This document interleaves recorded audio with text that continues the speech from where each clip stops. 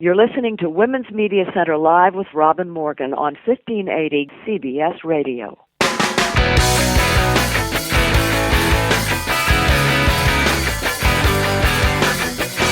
Welcome to Women's Media Center Live. I'm Robin Morgan. April is Parkinson's disease, PD for short, Awareness Month. And guess what?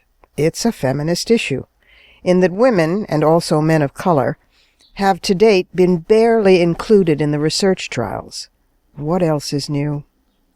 Parkinson's is also an issue for this program because not only does it affect more than 1 million Americans and approximately 10 million persons worldwide, it also affects me.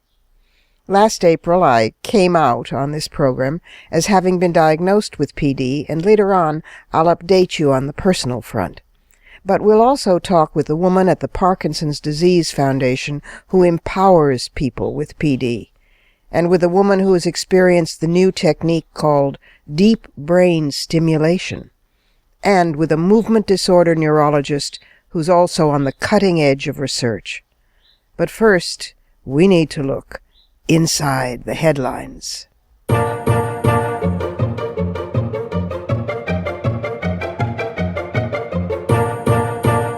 Some of the headlines lately have been about equal pay for equal work, which of course women still do not have in this country. So I began thinking not only inside the headlines, but outside the box, and I remembered an excellent article by Julia Wallace in the New York Times a few months ago about women in Cambodia. In the past few years, it seems, Cambodia has experienced a slew of mass faintings among garment workers. One after the other, hundreds of women fall to the floor of their factories in a dizzy spell.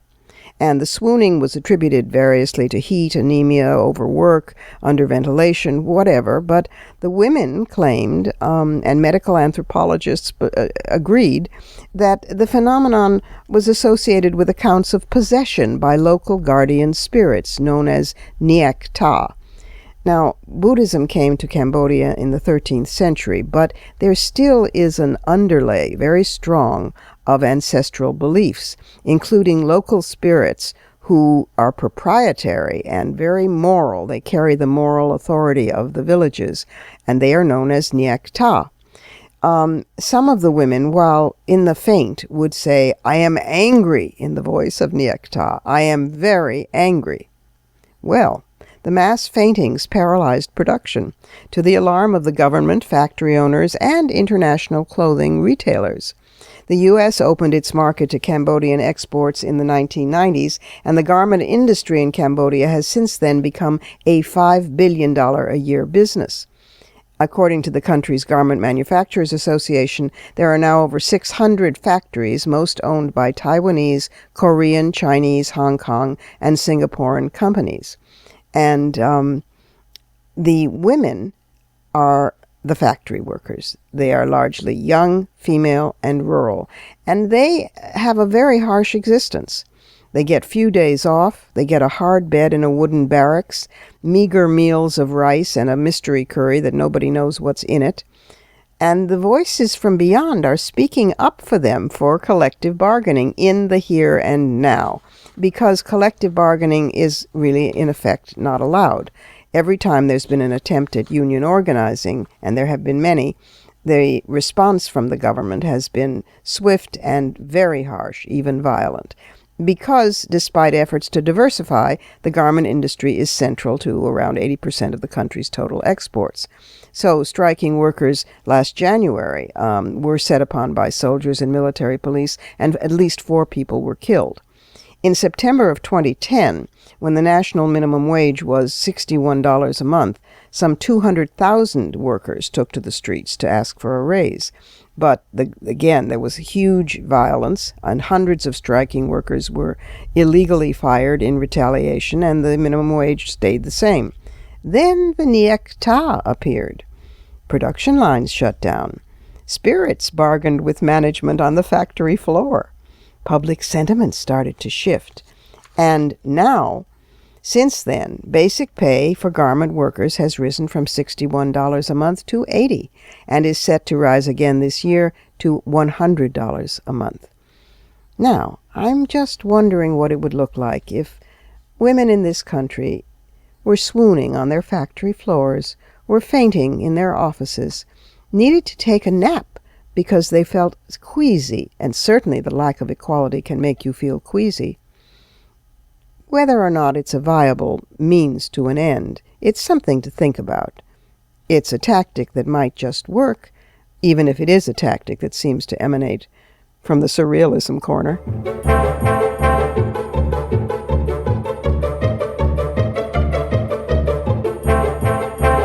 And now it's time for our first guest.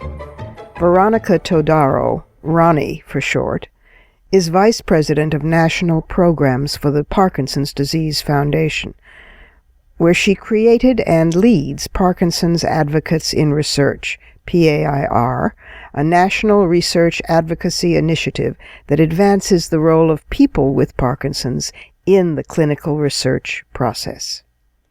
Ronnie, welcome to Women's Media Center Live. Thank you, Robin. Thank you for having me join you today. Well, listen, you helped change my life. But I, of course, think of you as the person who, coming out of the women's movement, in other words, my sister, with a background in reproductive rights, if I'm not wrong, brought the vibe of the women's movement, that is empowerment of the average person, into the world of Parkinson's, just in time for me to get Parkinson's. Talk about that trajectory and where you came out of. Sure, thank you. Well, I had been working within the Parkinson's community for about 10 years, and when I first arrived, something that I noticed is that a lack of engagement among people with Parkinson's and care partners when it came to their overall care, as well as within the area of clinical research. There are other disease areas where people that, have acquired a disease are very engaged. If you think, harken back to the HIV/AIDS era, the 80s, or you look at, the breast cancer community, there are communities that are very, very involved in, not only their care, but, and also decision-making about the types of treatments that they want and how quickly they're available. But that didn't exist within the Parkinson's world. So, having come from, a background in advocacy and wishing to ensure that everyone is empowered and has agency, one of the first things that I wanted to do is look at how we could change this, change the paradigm a little bit within the Parkinson's community. You had been with Planned Parenthood, no? Yes, I had been with Planned Parenthood for many years, for over a decade. I had worked as their director of field operations for a number of years, and also worked in the local community as well as the regional level.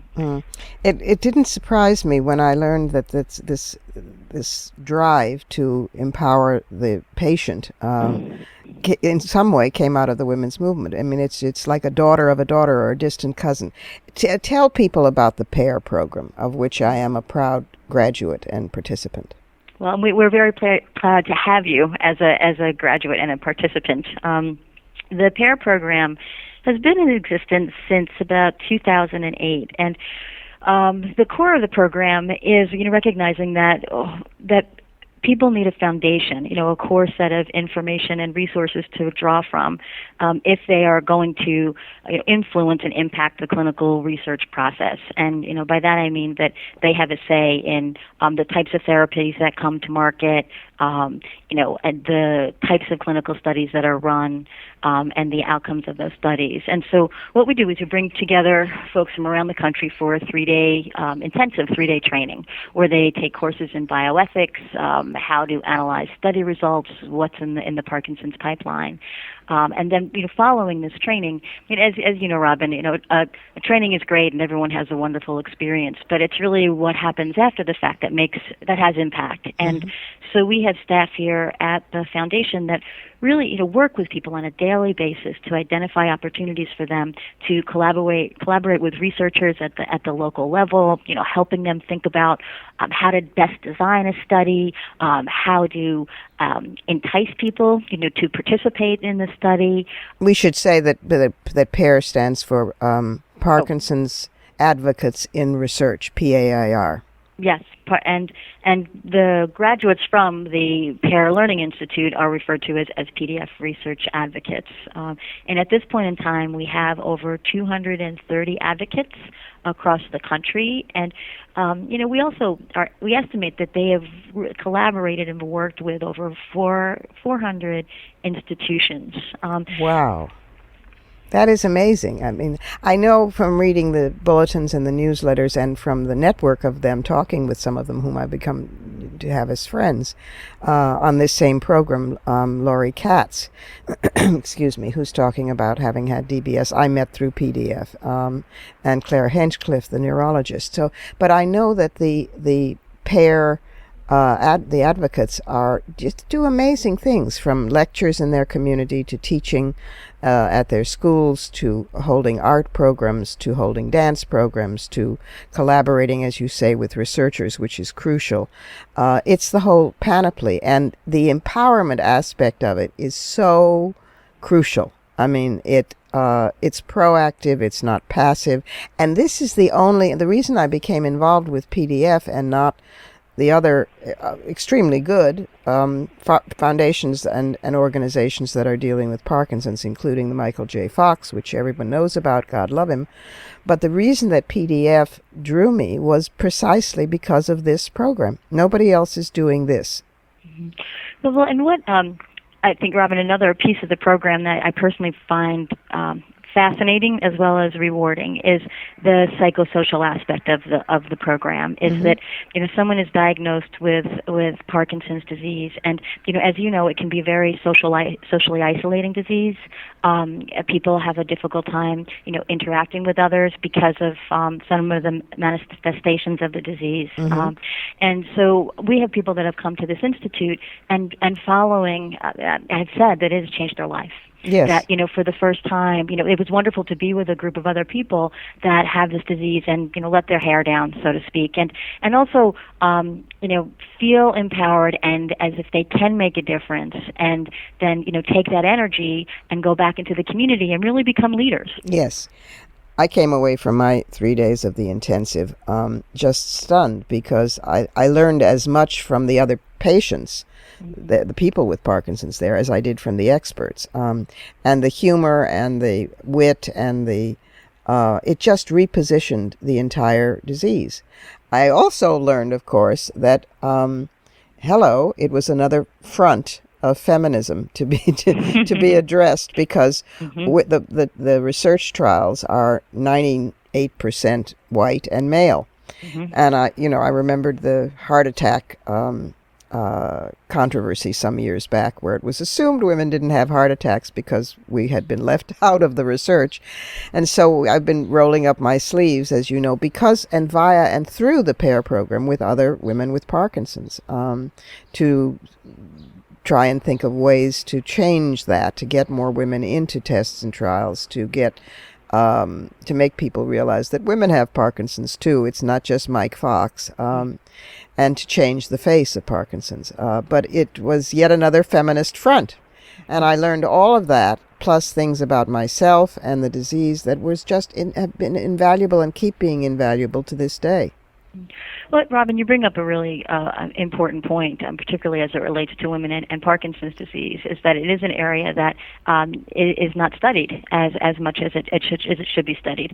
Both in terms of how Parkinson's, again, presents itself in women, the number of women that are involved in clinical studies, mm-hmm. the impact of the various therapies that are available, currently available in the market, and do women respond differently than men? Right. And in Parkinson's is no different than other disease areas, where there's a tremendous amount of work that can be done within, looking at gender as it pertains to the disease, and something that have started to examine with your prodding, I will say, and to your credit, is looking at Parkinson's and women, and what path that the Parkinson's Foundation should be taking in terms of, dissecting the issues, and then, I'm taking on some of the problems, such as looking at studies that are designed with women in mind, looking at potential therapies or current therapies, and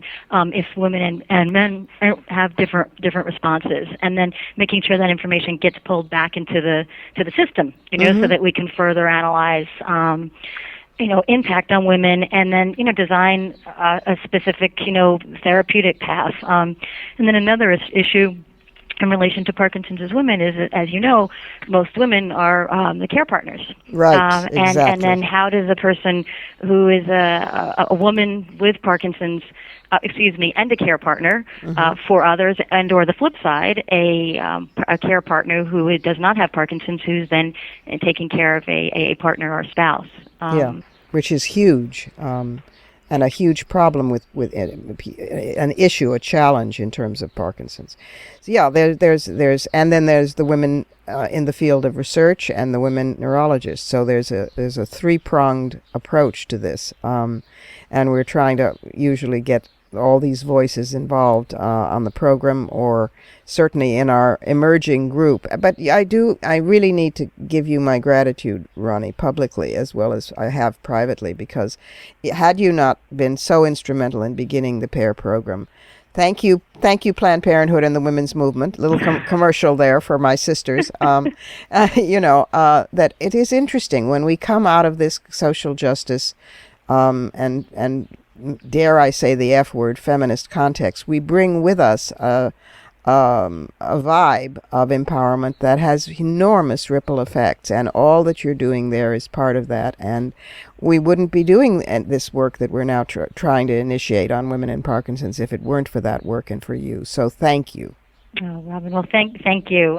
Thank you for the opportunity to speak with you today. And, again, it's an honor having known of you and of your commitment to women's issues and to feminism. So thank you for having me join you today. We have to take a short break now at Women's Media Center Live. I'm Robin Morgan. And when we come back, we're going to speak with a woman who is literally wired. Have you ever heard of a pacemaker for the brain? Well, stay tuned.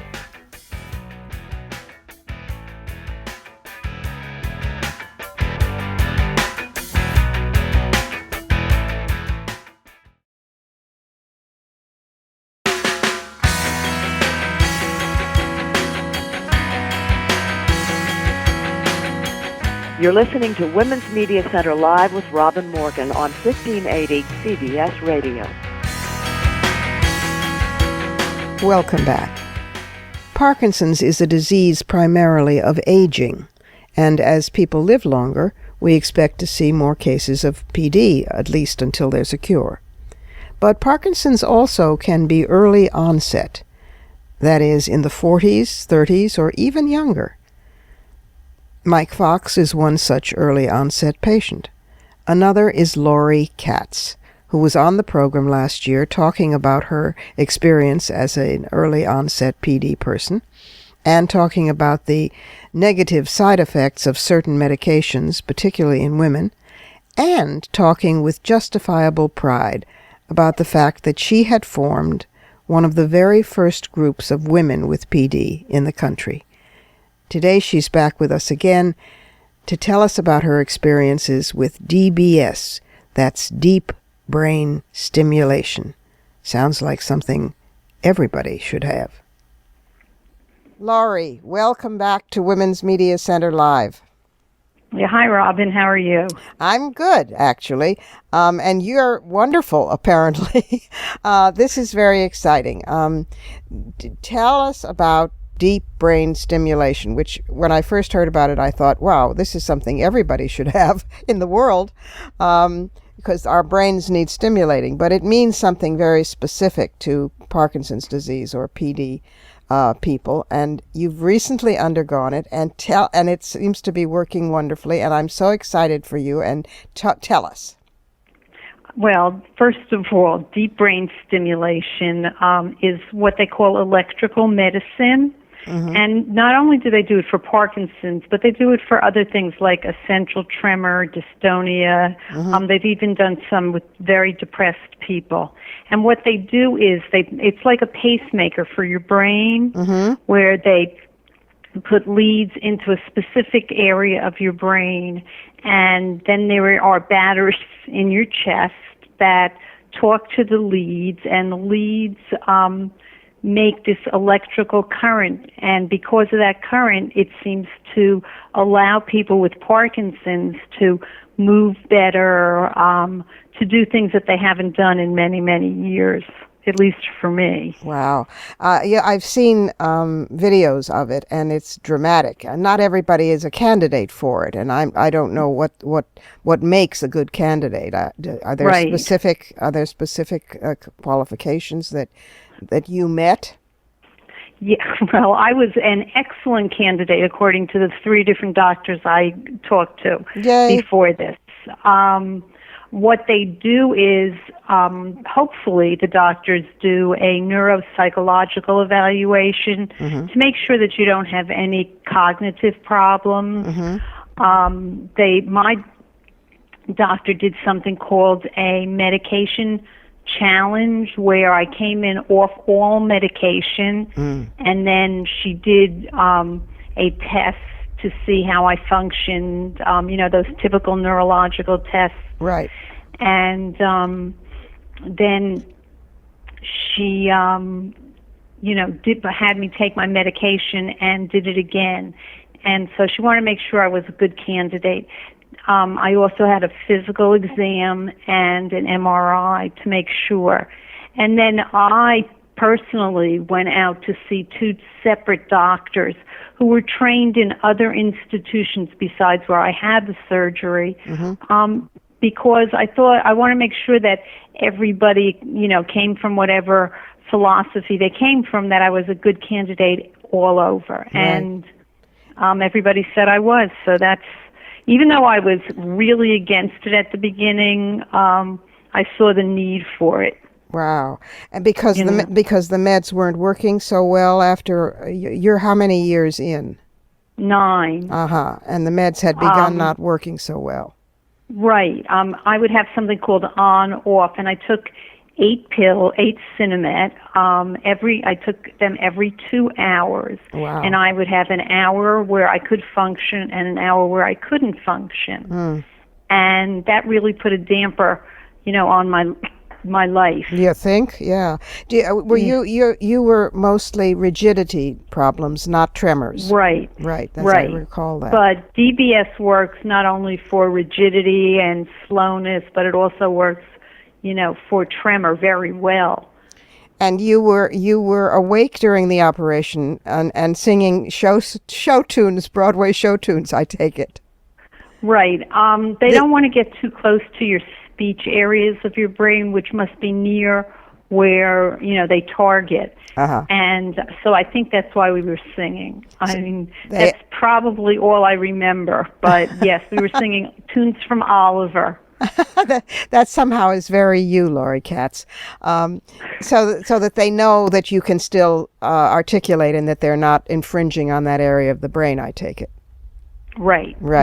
And then what? So then you get programmed, then they program the device? Well, what happened to me was I was only in the hospital for like 48 hours, and then they sent me home. And then I had a seizure, which some people do. A very small amount of people have seizures after, because basically the doctor said your brain is mad because they put something in it that doesn't belong there. Yes. But it's only a one-shot deal. Okay. They put me on medication for the seizure. They weaned me off the medication, and I've been fine. I've had no seizure activity at all. So that delayed the program. But that delayed the programming for about 7 weeks. And the first 2 programming sessions did not work fabulously. And what I've learned to do is to be a patient. It's hard, isn't it? But I have to say, the last time I was programmed, it was much better, and it stuck with me, and I haven't had, I won't go back for a month this time to see my neurologist. who's doing the programming. But I think I've done very well this time. I'm starting to do things that I haven't done in a long time. Like what are you starting to do? Well, yesterday I drove for the first time in many months. Wow. That was so exciting. But before the DBS, I was really having trouble with dyskinesia. So the days that I ended up having to have to drive, it was like riding in a car that was going, fast, slow, and it really wasn't very safe. We should explain dyskinesia for our listeners. Dyskinesia, it's involuntary movements as a result of taking a lot of medication. Mm-hmm. Right. And I was taking 8 pills. Now I'm taking a quarter of that. Wow. Yeah. So I take one extended release Cinemet, a half in the morning and a half in the middle of the afternoon, and that's all. That is fantastic, Laurie. Well, they started implanting DBS in the 1990s, and they've worked with probably over 100,000 people in the world. And I don't know how long it lasts. I think it just keeps going with you, but the disease keeps going too. Right. So it doesn't take the disease away, but it does make you much more functional. Most people don't have seizures and things go perfectly well with them. And, they get programmed quickly and do very, very well. Wow. It's just miraculous.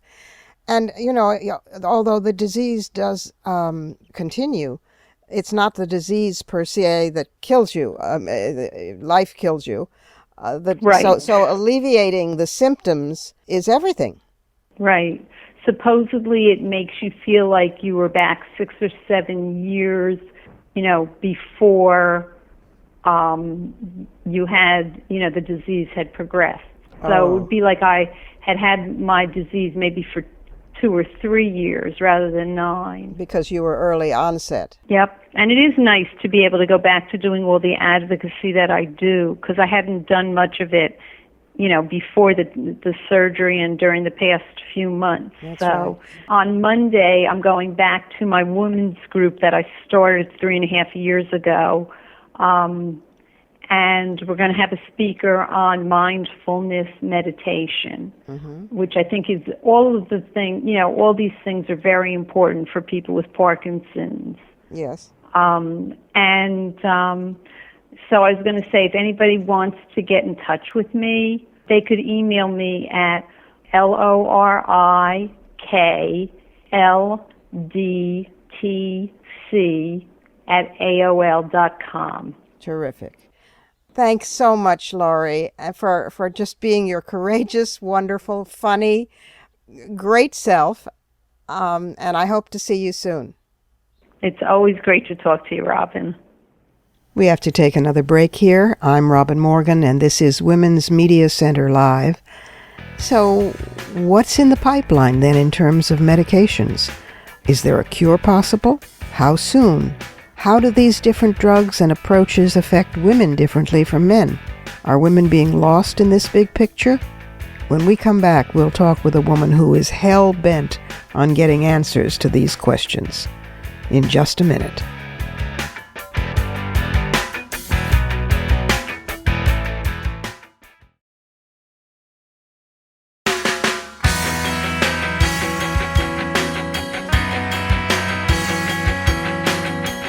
You're listening to Women's Media Center Live with Robin Morgan on 1580 CBS Radio. And we're back again. Claire Henchcliffe received a doctorate in philosophy before she received her MD, but she went on to become a neurologist and then a movement disorders specialist, and she now serves as director of the Parkinson's Institute and as vice chair for clinical research in neurology at the New York Presbyterian Hospital Weill Cornell Medical Center. She sees patients with Parkinson's and other movement disorders, and she and her team conduct numerous clinical trials. Claire, welcome to Women's Media Center Live. Thank you, Robin. It's great to be here. You know, of all the biographical details about you, the ones that appeal to me the most, that you won the Patient's Choice Award and the Compassionate Doctor Recognition Award. When I was doing my homework online, I came across these two. I'm not surprised. But, Yikes! I'm not sure I even knew that. well, now you know. Those will go straight onto the CV. Yeah, absolutely. It's just lovely. So talk to us about being both a clinician and a researcher. Okay. I spend about half my time seeing patients. I'm a trained movement disorders doctor, but I've tended to focus down on Parkinson's disease over the years. So I spend about half of my week seeing patients in my office on the Upper East Side, and the majority have Parkinson's disease, or at least something that looks like it. The rest of the week I have some few administrative duties, but I'm really involved in clinical research. And again, it's focused right down on Parkinson's disease. I have to say that the reason I love the mix is I think my patients keep me real, and the research side keeps us very, very hopeful about what's coming down the line. Sounds like a plan, a good mix. And so, all right, let's talk about your interesting approach, which I wish more people had, where you said since Parkinson's is a very heterogeneous disease and its symptoms, from tremors to slowness to depression, can be tremendously varying among people. Therefore, since the people don't fall into a single category, neither should the treatment. And your research on biomarkers would allow physicians to detect differences and therefore develop individualized treatment plans. Yeah, I think part of the drive behind looking for biomarkers, that's in tests that could be neuroimaging, brain scans, or could be blood tests, or could be tests of spinal fluid. Part of the impetus behind that is just sitting half the week seeing patients. No one of them looks like any one of the others. The fact is that when we enroll into clinical research trials or when we study Parkinson's disease, we insist on lumping everyone together. Now, lumping everyone together gives you the benefit of numbers. We know that there are well over 1 million in the U.S. affected with Parkinson's. It's hugely important worldwide, and it's going to be increasing. But the problem is that, as you said, it is very heterogeneous. People have different constellations of symptoms. Some may be more bothered by tremor, for example, and have very little of the stiffness and slowing that the drugs are really great at treating. Some may be bothered more by long-term complications of the levodopa that we give them in Parkinson's disease, which over the years, people built up a really complex response. And some people build that up, some people don't. In some it's tolerable, and in some it's not. So the question is, how do we get at some of these things?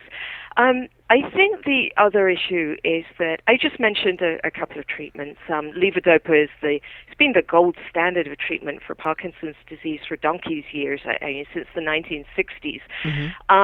But it doesn't treat all of the symptoms, and it doesn't slow down the progression in Parkinson's symptoms, unfortunately, which accrue over the years. And one of the big aims of the research field right now is to find interventions, whether it be exercise, whether it be diet-based, or whether it be medication-based, that will slow down progression of Parkinson's. Of course, we'd like to do even better than that. We'd like to restore function, we'd like to cure, we'd like to prevent. But let's right now focus on the slowing down. And the fact is that there have been so many clinical trials now that have taken what looks like great preclinical data where the science is fantastic, tested out these interventions, the latest one, for example, coenzyme Q10, that we were very involved in, tried to see if it would slow down progression in people with Parkinson's, and they have failed. And it just seems as if we're missing something. And I think one of the things that we're missing is the heterogeneity. Just to elaborate, one of the things that we have seen in our own research is that when we're looking for, we have a special sort of scan called a magnetic resonance spectroscopy scan, and it's a little bit like getting an MRI, but it measures the levels of individual chemicals in the brain. And as we've been scanning various people, we find that some have very, very disrupted metabolism. We find that, on the other hand, some people don't have disrupted metabolism at all, and that scan for them looks normal, and yet that they've all got Parkinson's. Amazing. So why would we try the same intervention in all of those people? Just as an aside, we started to tackle recently what's leading to some of that heterogeneity in our studies. And, of course, it had to fall out like this. We found some differences between the men and women participating with Parkinson's. I was just going to ask about that.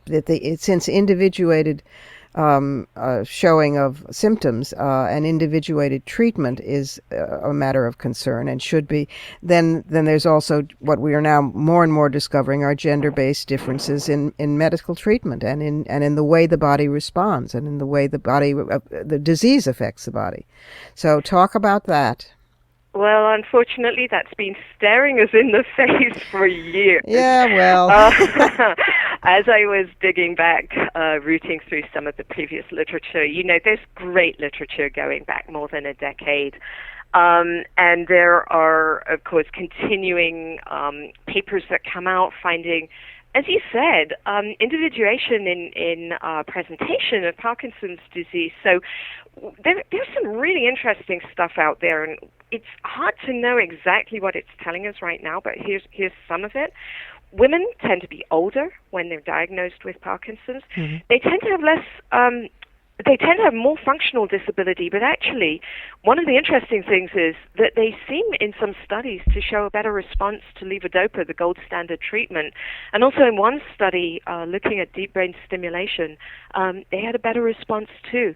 I mean, a lot of these are individual and small studies, so they need to be replicated, but there's something really interesting there. Mm-hmm. And there was a terrific post-hoc analysis that came out recently of a study looking at a combination of levodopa with carbidopa and entacapone.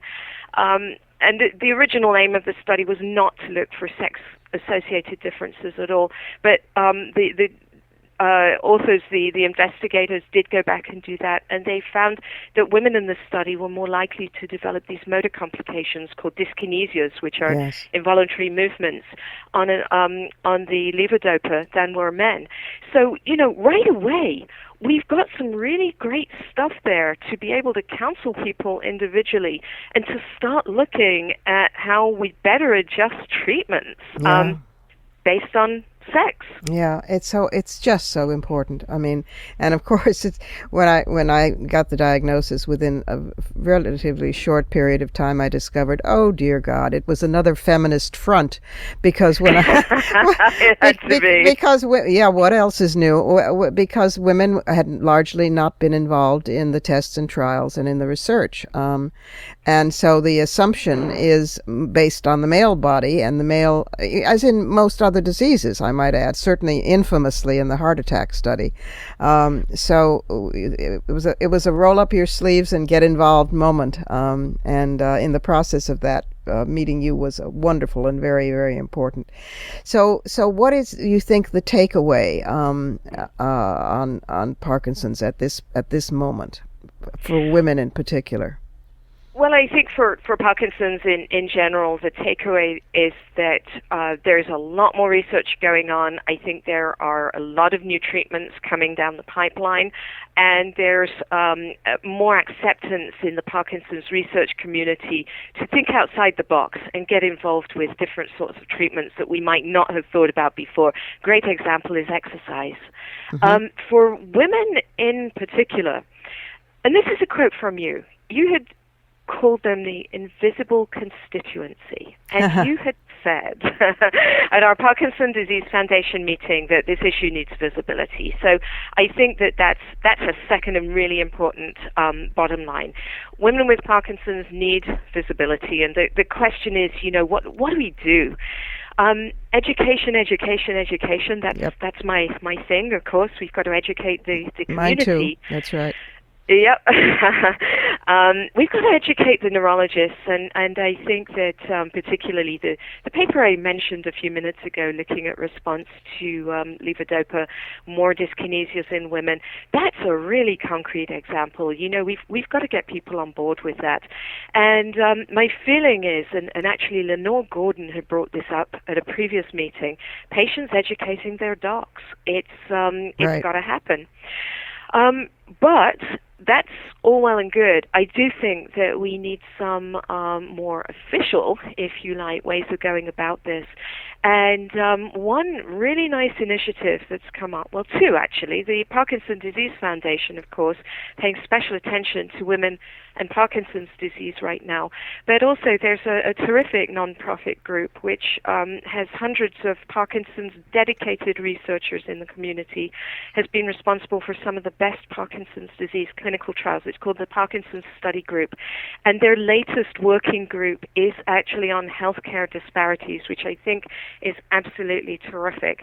So that means that people in the know now in the Parkinson's research environment are going to be introducing measures, protocols, so that we can examine clinical trials and studies that are coming up and just make sure that we've got gender in there as a potential issue. And race, I presume, I would hope. Yes, that's exactly right. They have a terrific mandate statement on the website for anyone who wants to take a look. And say the name again so people can find the website.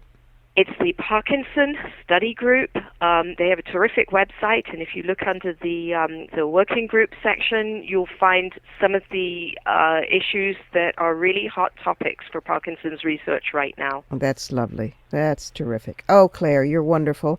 And thank you so much. Thanks for everything that you do all the time. You're the only neurologist I know who has a degree in philosophy. I mean, it very figures. Proud of that. You should be. Thank you. You should be. It should be mandated for all physicians as far as I'm concerned. There's an idea.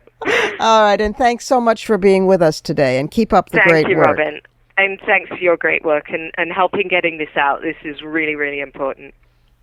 And now it's time for some news you can use.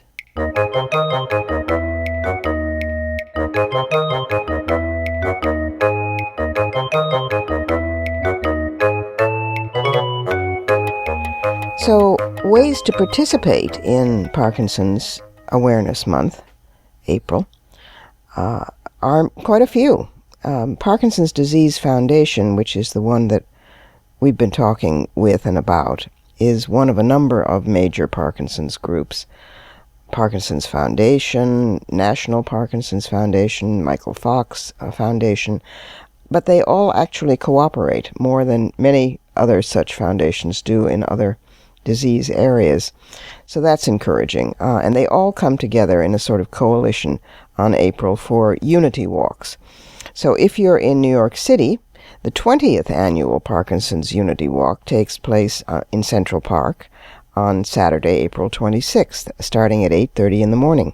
All of the walks, by the way, are staged, so you can drop in or drop out at any point if the length of the full walk is too much. It will be sponsored by all the national Parkinson's organizations, and PDF will have a booth there with free materials, information materials, banners, stickers, buttons, hats, you name it.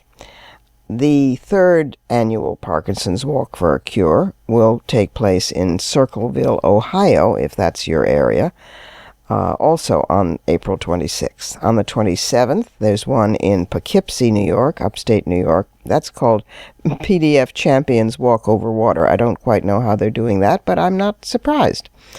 And in Winchester, Virginia, there's one also on the 27th.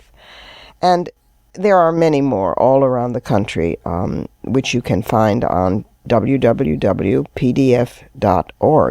You can also find cities in the United States and, in fact, internationally that hold other kinds of events, not necessarily walks, art shows, dance performances, teach-ins, informational, I would call them ovulars, but they're generally called seminars, all sorts of theater activities, celebrations of life, and educative events that help spread the word. I would add that you can find at pdf.org ways to volunteer for research and tests and trials, because, you know, they also need people who do not have Parkinson's as a control group. So you might think about all of that as if there weren't enough to do to save the world. But thank you for thinking about it and for anything that you might be able to do. Remember, it's www.pdf.org, standing for Parkinson's Disease Foundation. And thanks a lot.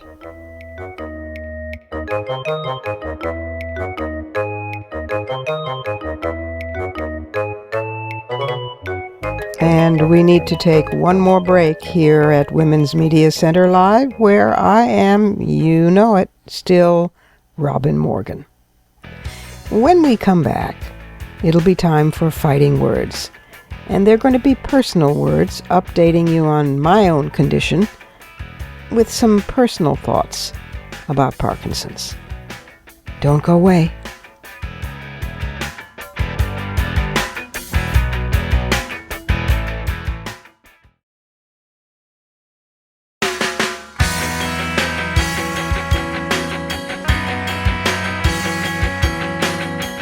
You're listening to Women's Media Center Live with Robin Morgan on 1580 CBS Radio. Welcome back to Fighting Words.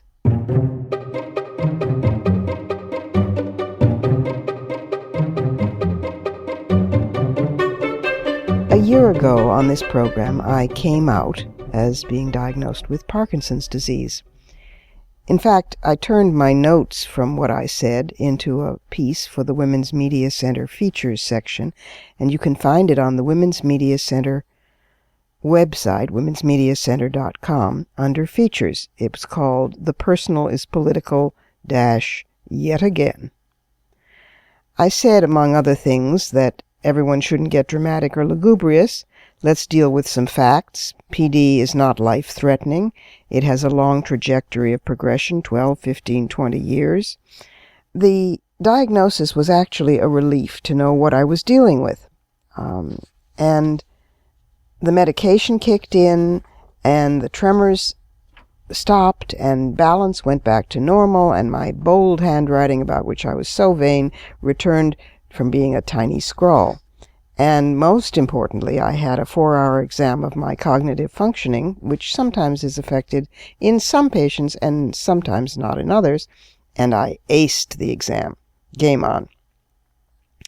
So, think then of my reaction on learning that the presence of women and of men of color in research tests and clinical trials had not greatly improved since the 1986 NIH policy that was supposed to correct all that since the shocking heart attack scandal when women were left out of the heart attack tests and trials.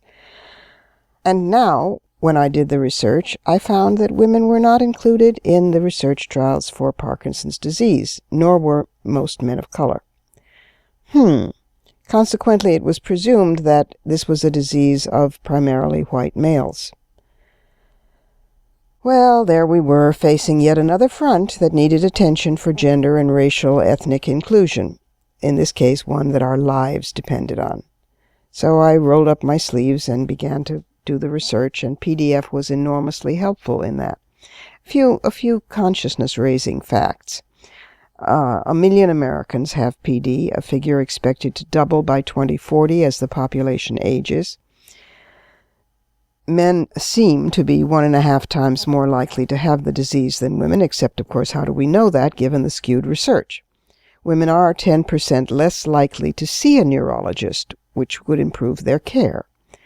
Occupational exposure to certain chemicals, like PCBs, is associated with greater risk for Parkinson's in women, but not in men. There are genetic factors as well as environmental factors. Women exhibit more dyskinesias, that's involuntary movement, in later stages of the disease than men do. Women report more anxiety and depression, which of course could be for so many reasons. There are very few trials that disaggregate data separately for men and women. To understand and treat Parkinson's, research requires volunteers. Women are traditionally underrepresented in these research studies. Now, as for myself, this still remains, as I said last year, a very good time in my life. I'm not saying Disney stuff like, oh, this disease is the best thing that's ever happened to me. It is decidedly not the best thing that's ever happened to me. But all that said, life is good. I'm exercising more than I ever had because it's shown to be vital in slowing the disease's progress, and the disease is, in fact, moving slowly. I'm writing better than I ever have. The Parkinson's poems, which I call the gray matter poems, get better and better. I think they're among the best work I've ever done. They will be included as a big section of Dark Matter, the next book of poems, when that comes out, probably next year. And then I've had many thoughts on PD, and indeed on disability, which hasn't fully hit me yet, but we're women, so we plan ahead. It's not the realization of mortality that strikes me. That comes, I think, with seriously writing poetry, and I've lived with that for a long time, and enjoyed living with that because of the value it lends each day. But the diagnosis and living with Parkinson's has given me what I call the gift of urgency. I see people with Parkinson's, and with disabilities in general, differently now.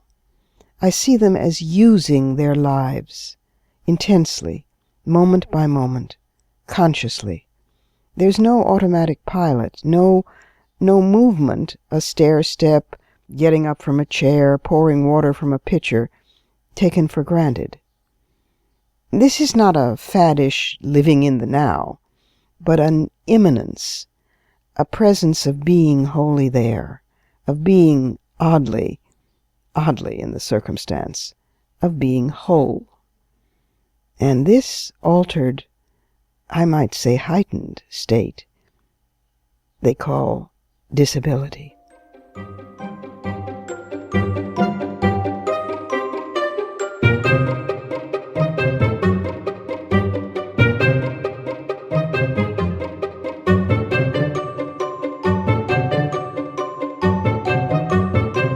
And that's it for this week.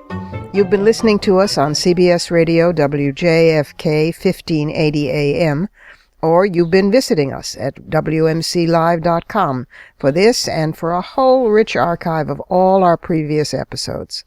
Be sure to find WMC Live on Facebook, Twitter, and at iTunes worldwide, where you can stream, download, and subscribe to our show's podcast.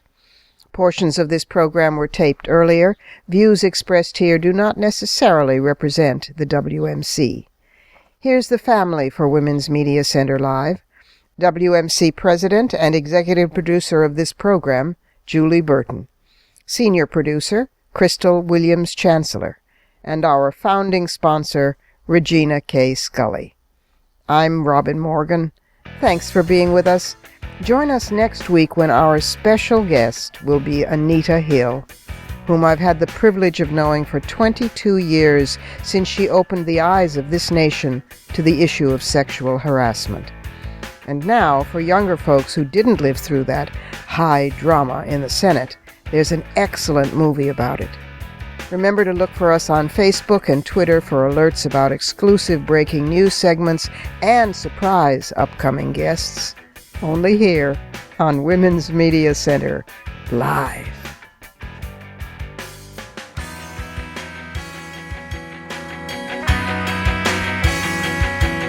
For the smartest talk about news, politics, sex, books, religion, race, and more, tune your radio to Women's Media Center Live with Robin Morgan. Audacious, witty, provocative, informative, and fun. It's Women's Media Center Live with Robin Morgan on 1580 CBS Radio and WMCLive.com. Talk radio with a brain.